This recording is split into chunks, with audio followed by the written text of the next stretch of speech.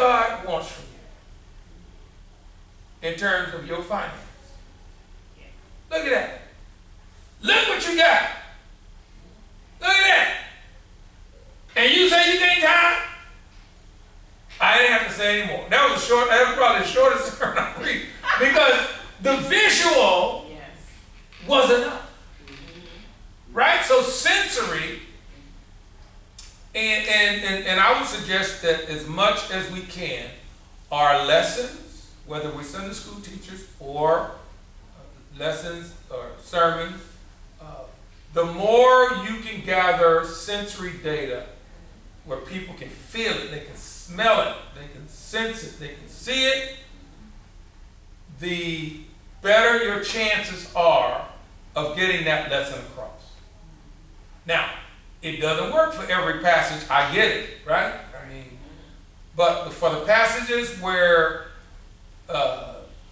it can. Now, what ways in which can we do, visual things? You got clips that you can play through the system of the church. So that would mean you need a projector, and you would need to plug that item into the sound so you can hear if you need sound. But you can take a song apart and say, we're going to do this verse, and then I'm going to parse these verses out and change them so you can make it yours, right? So there's a lot of ways to get more of your senses involved. Everybody's already listening and hearing, but they may not really, or listening and singing, but they may not necessarily, you can look at someone, but you're not really focused on them. But when you see this, look at all this, they're focused on that. So you don't want them to just see you, you want them to really focus in.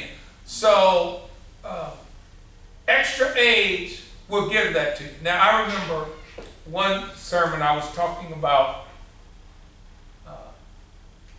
and God made man. That was the title. And God made man.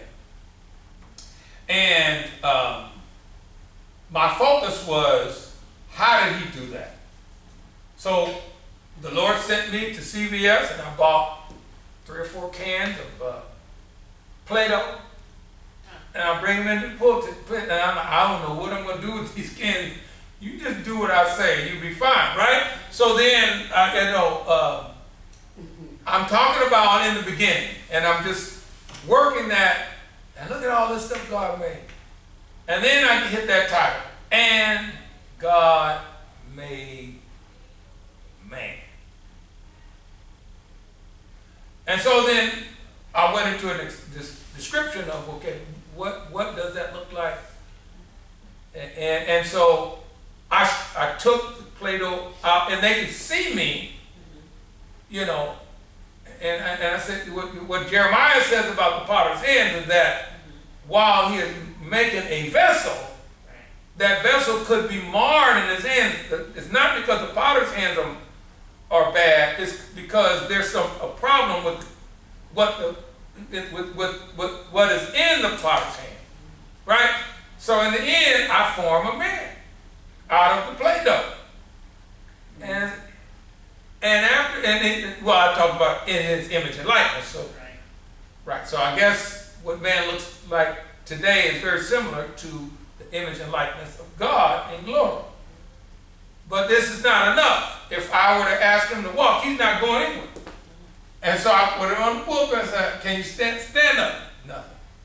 Walk? Nothing. Talk? Nothing. So man was nothing but dust until God breathed into his nostrils the breath of life, and then man became a living soul. Right? And so at that point I turned to Jesus, right? And as I trailed off the message, I talked about you got to take Jesus everywhere you go. So I started tearing the man up in pieces and throwing pieces of the Play-Doh. And the first one hit him in the chin. But after about the 3rd piece, people were standing up trying to grab it. They wanted to get their piece. And years later, it might have been 10 years after that message, somebody said, I'm going to show you something.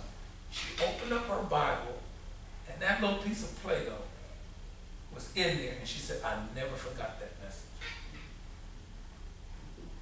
Okay? So sensory. Okay? And then topical. You just grab a topic. I'm going to talk about love today.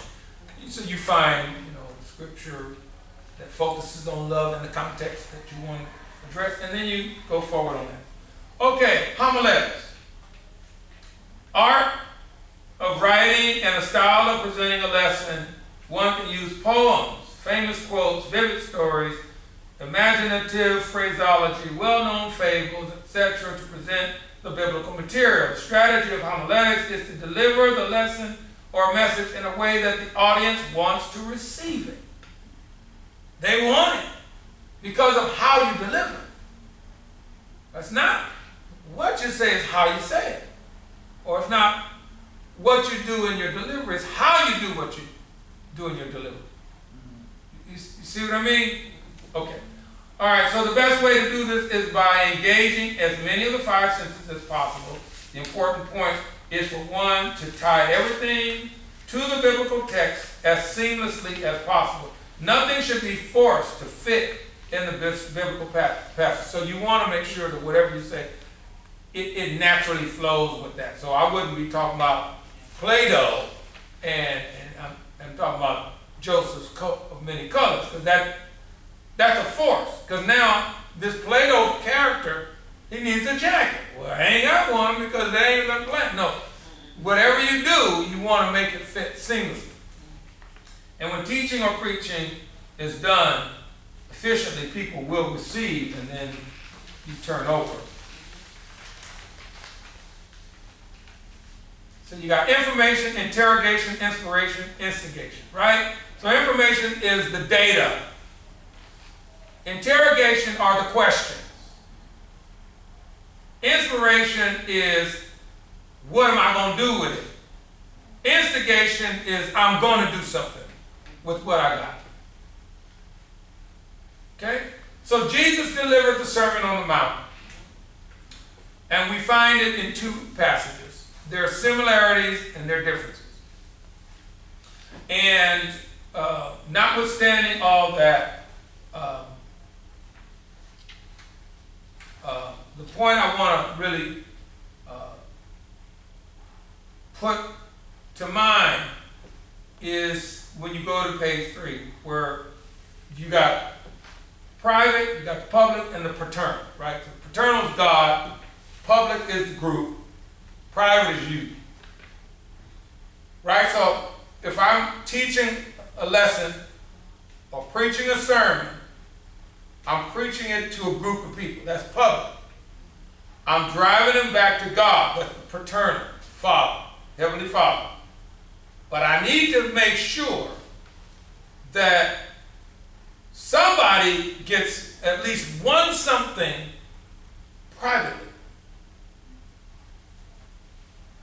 I got to make sure that that person will say, I got something out of the lesson you taught in Sunday school today, or I got something out of your sermon you delivered today in worship. And what I do, all right, so let's say you're a Sunday school teacher for children, okay, you know that you're going to use language that they can easily understand, right? And then you might have colors and crayons and pages and stuff like that to tie the lesson off. You might even have a song or two, Father Abraham had many sons, right? So you'll do those kind of things. If you're doing something with adults, they don't need as much of they're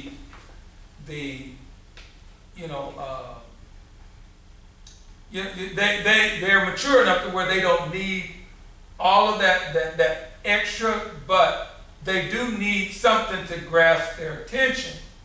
So sometimes a video clip will help, or a very, direct poem or short story that helps them to draw in emotion.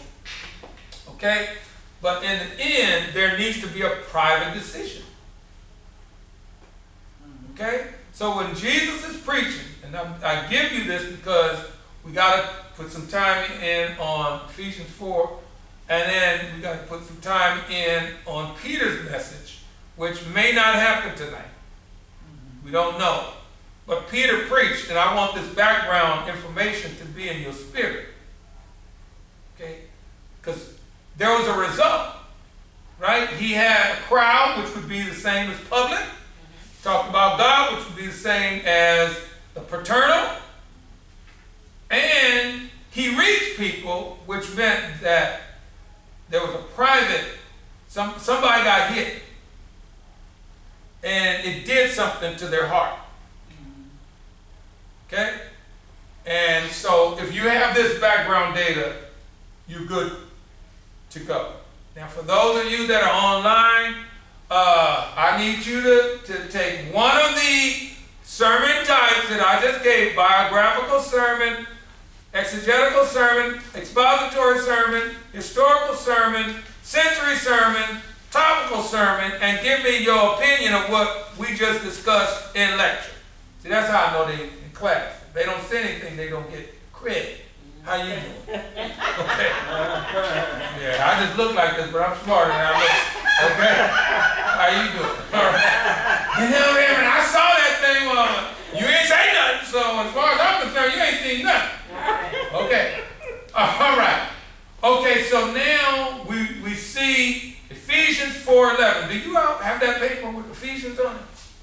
Because on this sheet, it was supposed to be includes Ephesians, and I don't see it.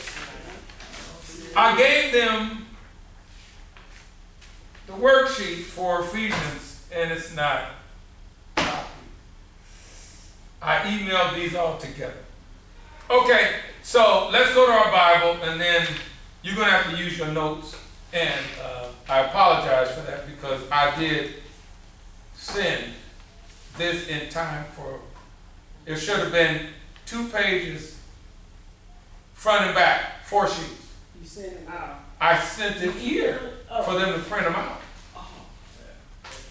And they got, because see, you got a blank sheet on the back. That should have had Ephesians 4:11 through 16 on this back here. So you can write your notes on the back here if you want. That's fine. Okay. So it says he gave some. Well, you know what? I don't need to read that. Somebody else can read if you feel so led. Ephesians 4:11 through 16. Though anyone who would like to read, just let me know, and then you got it. Yeah, and he himself gave some of the apostles, some prophets, some evangelists, and some pastors and teachers. All right, so we're going to pause right there. Yeah. Okay, now remember we talking about context, right? Mm-hmm. Okay, so let's for the sake of argument, the first word in verse 11 is what? All right, so you're not going to get context from what you're reading if you start with the word and, okay. Because and is a conjunction, right? Yeah. So that means what? What do we need to do in order to get the context? We need to do what? We need to go back to All right, so we need to go back to see what is going on, because something happened before you get to the word and then after that he said he gave something. So we're presuming that the he references God, because once you get word handlers like this, obviously God's the one that's doing the giving. All right, so we go back and let's go to verse 9. All right, what is the first word in verse 9? Now, all right, so now could mean now God is telling you something, or it could be that now is more transitional. And if you look at how the context of the lesson or the word is laid out, you'll see that it's So it says, now that he ascended, so that's a transitional. That's saying, okay, somebody ascended, we want to find out who it is. Yeah. So now is not where context begins. All right, so go back and look at verse 8. What's that first verse say? Wherefore. Wherefore. All right, does that sound like context beginning with wherefore? No. No, because it's similar to and or the transitional now. All right, so let's go back some more. Let's find, okay, I therefore. Does that sound like that's the beginning of context when you say I therefore? No. Because therefore is telling you that it's like, I therefore am in this class teaching. Right? That's not the beginning, because therefore suggests that something is prior. I was on the road trying to get here and traffic was bad. I did make it, and I therefore began to teach. Right? So it's telling you that there's something prior to that. All right, so now we're done with chapter 4. Yeah. So now we got to go back to chapter 3 at the end of chapter 3. Yes. You see where I am? So I'm going to go to the first, where the paragraph pretty much begins, which is verse 14. What is that word right there? 4. All right, so 4 is a preposition. Yes. For this cause. Right? So, are you with me in chapter 3, verse 14? Oh. 3:14. I want to make sure everybody together. Yeah, okay. See, I can't tell you to do Yeah, I got you. context Yeah. until I show you how context is discovered. Yeah. Right? Yeah. Because once you learn how to fish, you're going to bait the hook and you're going to throw it in the water and you're going to get it. Yeah. All right? And let me give a shameless plug. Take my hermeneutics class. You really learn how to fish. Move right along. All right, so we're going to go back and the next, so we're going to go all the way to chapter 3, verse 1. It says, okay. For this cause. That's another preposition. Yeah. For this cause. Now keep in mind that when the Bible was written, it wasn't written in chapters. Right. It was written in books and letters. So it was broken down for our benefit. So chapters and verses was put in so we could easily find what we're looking for. Okay. All right? Okay, so I'm going to cut to the chase. But you're going to go back until you get to chapter 1. Okay. Before you get the context. Oh, okay. I'm going to tell you that. Now, there are other passages, like the Sermon on the Mount. The context is in Matthew 5, chapters 5 through 7. Jesus sat him down, he started talking. Right? That's the easy context when it comes to Matthew, the Sermon on the Mount. You can get context when Jesus rose from the dead, because you got the last chapter of the 4 Gospels where Jesus rose from the dead. You can get the context for that. Okay? So, what we're doing in Ephesians is a little unique because Paul likes to write long sentences. He doesn't like a lot of periods. He uses commas and semicolons and colons, and he occasionally will use a period. So he's doing a whole thought, and it goes a whole lot of words. So we're going to go back to what you just read, guitar player, verse 11. And it says, and he gave some apostles. Now I heard y'all ask, everybody call themselves apostles today. What is an apostle? Okay? All right. I'm going to deal with each one of these key words. What is an apostle? Okay, first off, what we need to do is ascertain who are apostles. Yes. We know about the Apostle Paul. We know about the 12 disciples of Jesus minus Judas. Right? And then there was a replacement of Judas called Matthias. Okay, so maybe 13 names comes to mind. So far so good, right? Peter, Andrew, James, John, Bartholomew, Matthew, blah, blah, blah, blah, blah. Matthias, the Apostle Paul. So far so good. What makes them apostles? It's easy if we're talking about the disciples. So what made the original 12 disciples? What did they have to do? They are chosen. Yeah. You need to write that down. It's on your test. I'm telling you. Don't mess this up. If you mess it up, it's on you. I didn't do it to you. You did it to yourself. Okay? All right? So they are chosen. And other words that are commensurate to that would be appointed, selected. All right? So I might be cagey with the words. Okay? But that don't mean you shouldn't be able to figure it out. Okay? So they're chosen. Okay? All right. What else did the original disciples do? Now, we talked about it last week in our intro. What else did they do as it relates to their ministry with Jesus? Pray. Well, they did pray. I'm looking for something a little more generic, so I'll give it to you in the interest of time. They worked with Jesus while he was doing ministry. They worked with Jesus while he was doing ministry. Okay.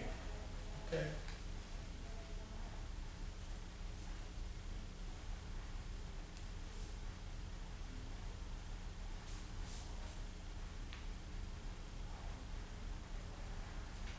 Okay. Work with Jesus while he was doing ministry. Okay? We talked about something else that they did that was really big with Jesus and ministry. That would be on par with supernatural. Y'all should be able to get it off that end.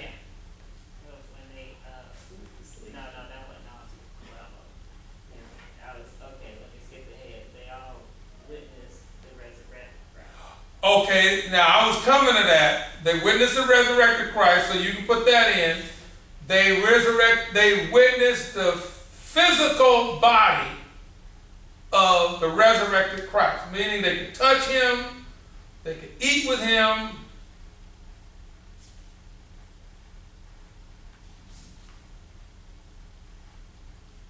Okay? Right.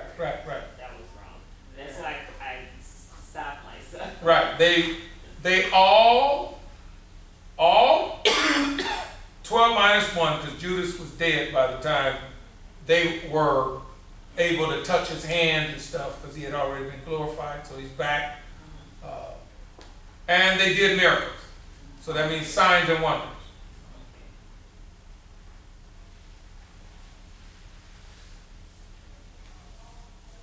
They did miracles.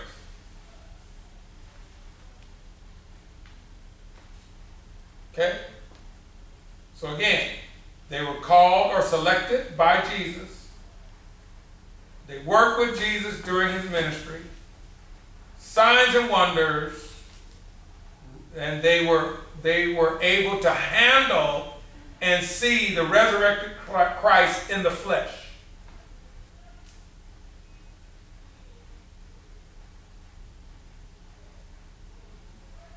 Now we know that Jesus was seen of many people, more than the disciples, which is,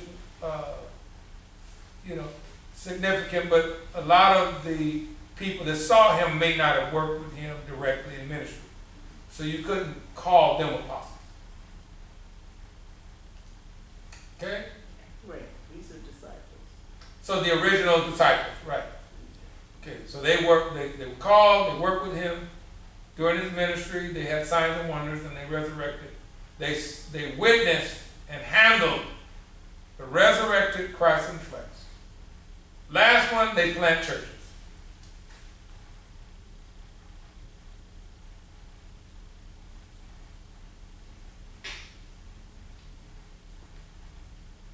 Okay. That is the definition of an apostle. I ain't here to talk about nobody. So the apostles are disciples? So they would be original disciples. What makes them an apostle is once Jesus resurrected, now they see him from another angle. Right? Everybody didn't see the resurrected Christ and plant churches. They might have seen the resurrected Christ, but they're not church planters. And remember, an apostle was a former disciple. We'll talk about Paul in a minute. Former disciple who was called by Jesus, worked with him during his ministry. They were able to do signs and wonders with Jesus. They handled and seen the resurrected Christ in the flesh, and they're known for planting churches. That's the biblical representation of what it means to be an apostle. I talked to a gentleman and he said he was an apostle. All I know is what the biblical representation is. I'm just saying. I know. I feel you. You gonna tell me he's an apostle? Okay. I said you was way back. Yeah. I went back in the day. Well, now you know what an apostle is based on scripture representation. That's right. And it's easy for you to call it back because you say, okay, these people were called directly by Jesus to work with him in his earthly ministry. So that's the first question you can ask. And then you can say, now some do signs and wonders, because if you dialed in on miracles, that won't be hard for you to prove that part. But seeing the resurrected Christ in the flesh, they'd be hard pressed to be able to do that. Yeah. Right. So I actually told two people, and I love them dearly, but I said, we're probably going to break fellowship. And then, no, Rev, we good. And I said, no, you're running with a different crowd. And you're going to expect me to call you an apostle, and I'm not going to do it. And I'm not going to disrespect you in front of your congregation. So I'm telling you, as close as we are right now, the relationship is going to break. And just accept it. And, go ahead and move on when the time comes. And that's exactly what happened. Because I'm not going to call you what, I'm very clear with hermeneutics. That's why I have to bring some of that in. Now, everybody don't see it like this, and I ain't trying to tell you what to do in your church. I'm just saying that this is the definition, and you can find it in Scripture very easily. Okay, we're going to move on to the next one so we can finish with that. Prophet. Okay, prophet.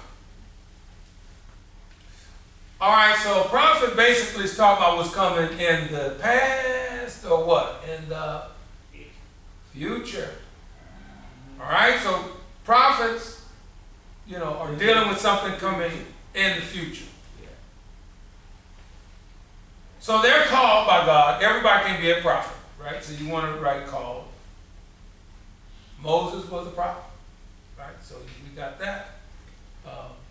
Samuel was a prophet. Elijah was a prophet, right? So you don't just up and become a prophet. You're called.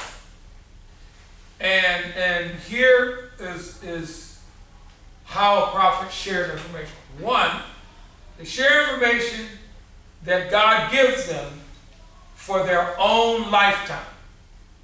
Right? So something's going to happen before I die. Right? So those of you online, I want you to give me one example you found for apostle. And the people online, they didn't already turn me off because I done messed up their situation. I'm not trying to take your sandwich, man. I'm just going through the word. All right. And while I'm doing prophet, I need you to do a thought on each one of these. Otherwise,